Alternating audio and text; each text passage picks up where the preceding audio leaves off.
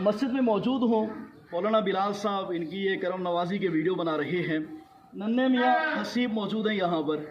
آپ یہ دیکھیں میں جان بوجھ کے دو خلاف سنت انداز میں نماز پڑھوں گا، یہ میری نماز کو ٹھیک کریں گے.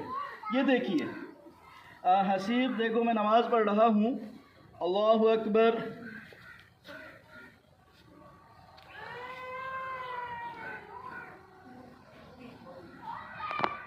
ہوں ٹھیک ہے، باقی میں ٹھیک کھڑا ہوں. ماشاء اللہ ماشاء اللہ. کیا ہی بات، سبحان اللہ.